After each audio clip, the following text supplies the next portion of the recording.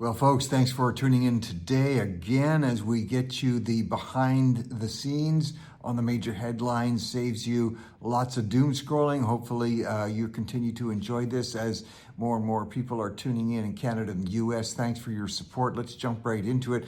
We usually end up on kind of looking at some of the faith-based items that are going on, but I want to start today with an interesting situation where Franklin Graham, of course, who's involved with many ministries, including Samaritan's Purse and other things, has had to do a little bit of backpedaling. He was speaking at the very large annual conservative political action group that meets annually, and he seemed to say that he wanted people to be praying for and supporting a possible third term for President Donald Trump. That got everybody scurrying, got a lot of activity going, and he's clarified his remarks. He said what he was talking about was the policies that President Trump has put in place should continue. Those are the things that should be voted for. Actually, that clarification is helpful because it's kind of along the lines of what I say, having been involved in politics, as you know, for many years, that I never vote for anybody based on their personality. I've never done that. I look at the policies that are being presented by the individual or the party, and I look at those which have policies that I think are going to be most beneficial, let's say to the country or to the city I'm in or province or state, and then does that person or party have a chance to get elected and form the government? I'm always fascinated by how some people will completely not vote for somebody based on their personality. Anyway, that's the clarification that's coming from Franklin Graham. He's hoping to put that behind him. He is not endorsing a third term for President Trump. Well, jumping as we like to do to give you some idea what's going on with the Iran conflict. Spain has taken what are many seeing as a kind of a negative approach here. They've closed off their airspace to any air traffic of U.S. planes that might be heading to the Middle East relative to the Iran conflict. That is not going to find them in favor, certainly with the U.S., and it's a bit out of step with the European Parliament itself because even though the EU has been very soft on giving support, for instance, to keeping open the Strait of Hormuz, actually shutting out U.S. aircraft going over. Not a good move by Spain, but of course they are a fairly radically leftist socialist government there. Could be explaining some of their financial problems too. Turkey has made a comment saying that it was NATO defenses that actually knocked down some missiles from Iran that were headed, as they said, towards Turkey. So Turkey, which has been sort of on the sidelines back and forth and has received in the past assistance in different ways from Iran, now crediting NATO with knocking down some of those missiles. Of course, the war shock is looking at the International Monetary Fund came out with a view today, which is not surprising to anybody, saying that the economies of many countries now being affected, price of oil, of course, continuing to stay high, and the effect of shipping being blocked through that Strait of Hormuz in the Middle East, causing problems not just in Europe or the US, but in fact around the world. And that's something that I guess would seem to be obvious, but it's got an official look right now. And Trump is, again, threatening power plants in Iran because what he's saying is if the regime there is going to continue to harm world economies, he might have to take strict steps. The thing that we would be advising is that the message from the U.S. through their various sources has got to get through to the people of Iran that the Iranian oil, Iranian power, in fact, will be kept and preserved for the people of Iran. The regime right now is having some headway, maybe not a lot, but some, in saying that the United States just wants to take away Iranian oil. And that's clearly not the purpose. It's clear with the United States and Israel, they want to take away the Iranian regime, leave the oil and the resource to the Iranian people, but they've got to get that message through. And we see that as far as the markets itself, continuing what we've said over the last several days, investors continue to move more to what's called safe haven geopolitical risks. So gold continues to stay strong. It dipped slightly, but is starting to inch up backwards or inch up forwards. And again, markets today, as we said yesterday, are continuing to be on the low side of things. Asia markets also reflect that. The stocks dropping basically, and oil prices, of course, are affecting, and not just oil prices, but oil supply affecting markets in Asia, so keeping a close watch on that. Well, jumping to Canada, you'll recall we reported pretty closely and predicted that there would be people from the Conservative Party, just a few, but that there would be some that would jump over to the Liberal Party, moving them closer to a majority, that's the Liberals. And one of their acquisitions, remember we reported a couple of weeks ago on the MP, Mr. Ma from Ontario. He's gotten himself in a bit of trouble now, and he's made Prime Minister Carney have to come out with some strong statements. This is always the risk when you take people jumping from one party, jumping to yours, because in a committee meeting, MP Ma, of course, reflecting support from the Chinese community, really grilled his own newfound minister in the Liberal Party on the area and the aspect of forced labor in China. China, of course, notoriously known for having forced labor in some regions of the country, and therefore, why would we, this is what the Conservatives have been saying, why would we be drawing closer to China, and having trade with China when many of their products are manufactured under questionable situations? And so here it was, the former Conservative New Liberal, Mr. Ma, really pushing back and suggesting maybe that China didn't have as much forced labor as people would like to say. That brought the Prime Minister out. He had to clarify the remarks. He obviously made a quick phone call, or the whip did, to Mr. Ma, saying, hey, you got to quit talking like that and clarify your statement. So a little bit of heartburn there for one of Prime Minister Carney's new acquisitions from the Conservative Party. The Human Rights Tribunal in the province of Ontario has ruled and approved an $8.5 billion child welfare payment to First Nations in Ontario. Now, people have been asking, what is this all about? Recently, the federal government offered $47 billion. That is a gigantic amount of cash. I'll let people argue whether it was the right amount or not, but to First Nations across the country for social welfare programs, especially directed to children. That comes from a court case where the court said that, in fact, an individual, a child on one of the First Nations, was not receiving appropriate child welfare benefits. And so there have been negotiations that have been going on for quite a while now, and a couple of years, the federal government offering $47 billion, and First Nations turning it down for now. But they've gone ahead in Ontario and they said, look, Ontario said, we'll take $8.5 billion. Thank you very much. But they've also said, by the way, this is not the end of it. In 9 years, we'll be coming back for more. So many people are saying somewhere, somehow, there has to be a way to reconcile the need of the social welfare benefits for children and First Nations, why the problems continue. But should these multi-billion-dollar payments, once they're made, usually when a deal is made, especially related to a court ruling, it's called a full and final sign-off, and the First Nations are saying, no, it's not full and final, and in Ontario, they're saying, we'll take that $8.5 billion, thank you very much, and we will be back. So going to be interesting to watch what people think of these developments. And the other fact that some critics are raising is there has to be, as there are in most social programs, some kind of measurement to see if the programs are having a benefit or having an effect. We would hope that performance standards would be going into those programs also, if for no other reason, the benefit of those, especially the young people who are receiving social welfare treatment.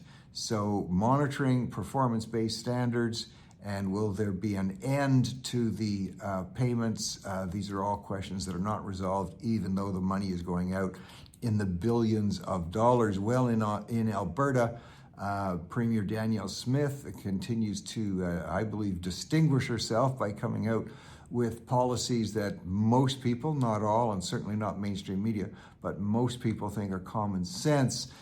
They have said now that they're putting forward a law in Alberta that would limit medically assisted so-called dying in cases where it is reasonably foreseeable that death would be occurring. Remember, this is ultimately, this is federal legislation. It's been ruled on by the Supreme Court that provinces have to provide what's called medically assisted dying. There's been, we're going to talk about this in a few more minutes in the broadcast here, there's been some really extreme lengths to which this medically assisted dying has gone, when a number of us years ago were raising concerns that eventually this would move beyond people who were immediately foreseeing death and pain. And we said, look, the day is going to come when this will be granted for emotional reasons and all kinds of reasons. And that has been what's happening. So Alberta wanting to put a bit of a stop on that, that's got the federal government mad. So federal Liberals wanting to see people euthanized very broadly, or more broadly than Alberta does. Alberta trying to bring in some common sense to this. We'll see where all of that goes. The federal Liberals will probably fight Alberta on that. When you look at different policies and conflict that's going on, the interesting thing in the White House has come out having to defend the fact that they are praying for U.S. troops, and even their Minister of Defense, Secretary of Defense, Mr. Hegseth, has said has had times of prayer in the Pentagon for U.S. troops, especially involved related to Iran. But the Pope has come out suggesting that anytime you are involved in violence, your prayers are not going to be heard in heaven. So interesting dilemma. Who's God listening to, and who is being prayed for, and why we're seeing that the U.S. is saying they are going to indeed, as a matter of policy, continue to pray for their troops. So we'll see what the Vatican might come back with on that one. A Montreal court has actually now, on the ongoing concern about the implementation of anti-Semitic policies, there was students that were McGill University. Some students there were asking for an injunction to stop McGill University from putting in place a boycott on anything to do with Israel. So that would be professors from Israel, that would be materials that the university would purchase. They wanted, it's called the boycott on anything to do with Israel, even investments.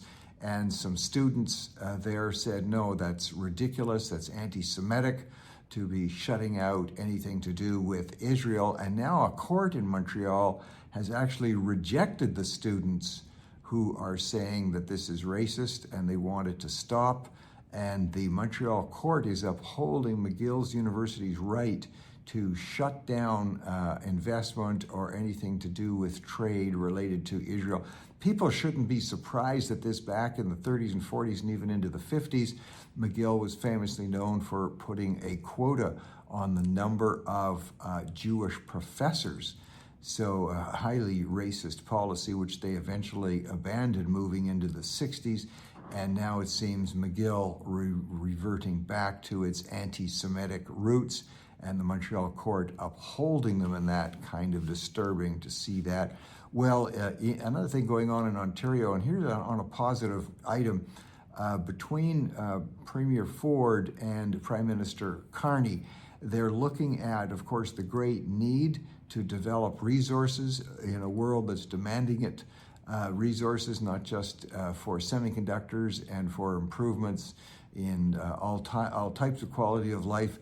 They've actually come up with a deal where they've drastically shortened the amount of time it takes to get an approval for a resource-based project and still have it meet, say, all the safety and environmental concerns, which is good. We congratulate for that, but it does show the argument that a number of us were making for years, that when you just let the administrators and the bureaucrats go ahead with coming up with the regulations, they will regulate and regulate and regulate until the cost and the time that's required to even get regulations through make it prohibitive for these projects. So good to see this common sense approach being taken by Prime Minister Carney, Premier Ford, and again, underlying what we have always said, that it was way too heavy and burdensome, especially when the need in the world, especially as related to energy right now, is so clear.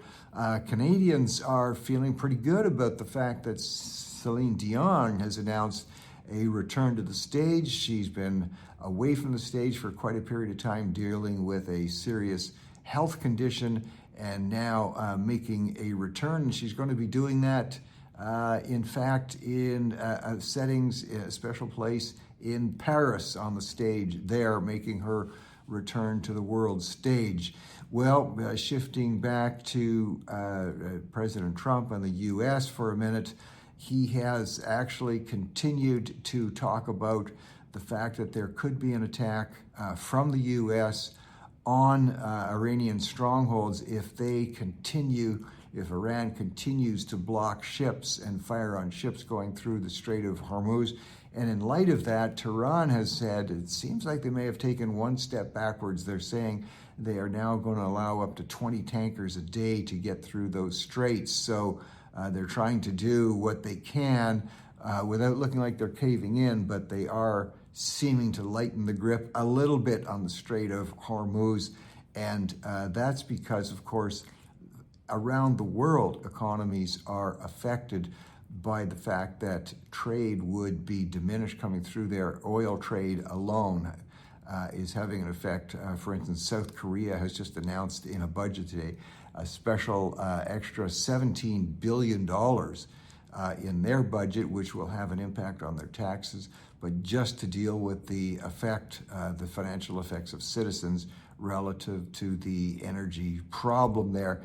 Well, the question of reparations, this is where money is paid to aggrieved groups. And this in the U.S., we've seen a number of cities, these would be usually pretty far left-leaning cities, which already are deeply in debt and have huge social problems on their streets, have announced that they're going to do reparations that are race-based only to Black residents, saying that they may have suffered inequality going way back to when slavery was still in place. And now there's reaction from, even in San Francisco, residents are going to court saying these payments are race-based and shouldn't be allowed. The city of Evanston, Illinois, which has one of these governments that is far left-leaning, was announcing payments of $25,000 per person for every Black person who applied based on when they lived in the city. And a lot of residents, not just white, but otherwise, saying that these are race-based and the Constitution forbids that. So we'll see if the courts are going to stop these, what they call race-based reparations. Interesting fight developing there. Well, talk about a fight developing, and I've already mentioned the ongoing battles with so-called euthanasia or doctor-assisted suicide. Just to show how far it can go, in Spain, after a long battle, the Spanish government has allowed the request of a 25-year-old woman, very severely emotionally upset over years of sexual violation that she has had to deal with, and really a tragic case just in and of itself for this woman ever since she's been in foster homes, and then claiming that the emotional aspect of all of this is just too much and she's wanted to be euthanized by the state. That was opposed in the courts, but it's the European court that stepped in and said, yes, Spain, in fact, their leftist socialist government there, can in fact euthanize this young 25-year-old woman. And that's in spite of the fact that many groups have stepped up to say they will provide funding for all the emotional support she needs, the psychoanalysis treatments that she needs. But the courts have said, too bad, you can go ahead and euthanize her. So this is, again, underlines the concern of where all this type of thing leads, and it's gotten people quite upset on that stage. Well, the situation also in Europe, as we know, the country of Hungary and its president there, Mr. Orban, he's going into looking for a sixth term to be elected. Now, they say he's in trouble. Well, what's happening there is the group that's opposing him and may carve into his fairly significant support in Parliament is actually also a conservative group, small c conservative. It's not that they're caving into the leftists. They do like the fact that the tax reductions and the economy is stronger. But they're just saying, you know what, it's this trend we talked about as we see in Europe, in Asia, a number of parliaments, a number of governments being dumped in elections by the Gen Z and plus crowd, so say 30 years old and younger, not liking some of the policies and being more influenced, getting their main influence from TikTok and from social media than they are from actual news.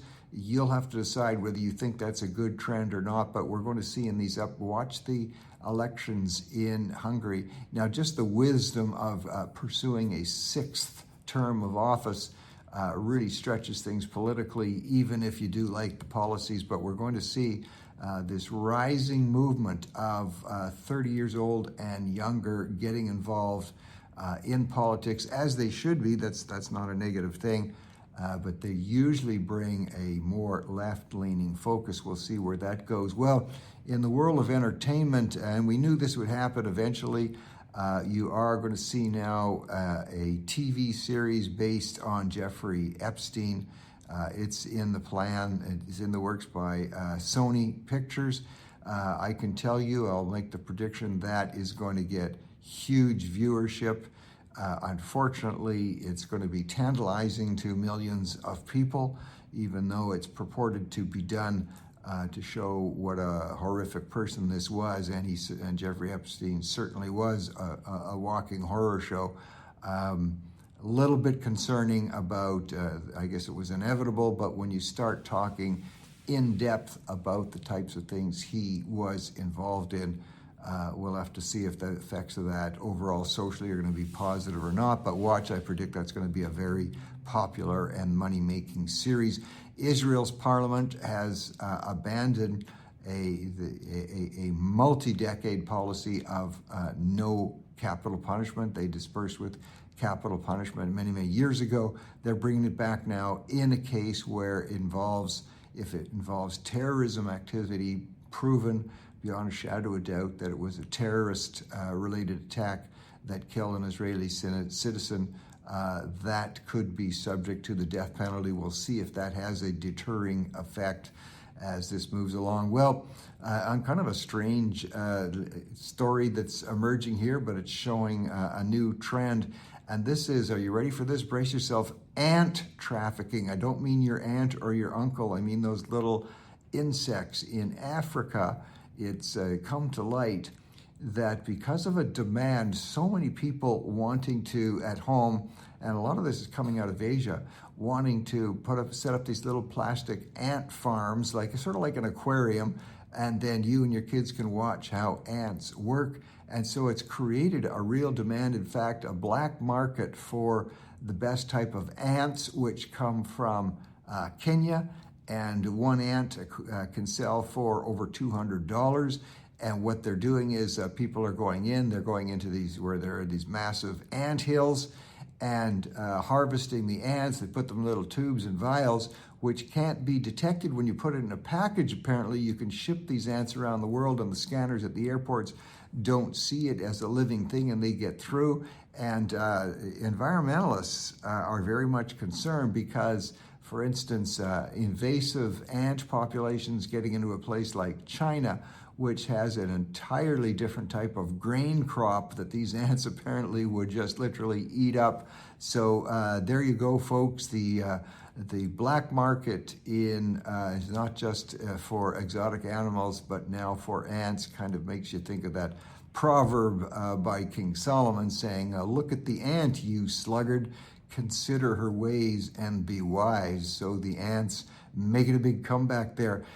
Many of you have heard of her. If you haven't, Lee Strobel was for many years one of the top legal editors at the Chicago Tribune, known nationally for his investigative work in legal cases, and a very famous atheist. And some years ago, he actually came to faith because he set out using his legal abilities to expose what he said was the fallacy of Christianity historically. And in the process, of course, he wound up coming to faith because he saw that the claims made by Christianity, the claims about Christ, were in fact true. And he's just come out now with investigation using his legal training in terms of the support and substantiation for miracles. And he's come out with some interesting work on that. We'll see as that picks up in interest. So there you go, folks. We need a few miracles today just to handle the situations, the types of which we've been talking about. Have a great day. Thanks for tuning in. We'll see you tomorrow.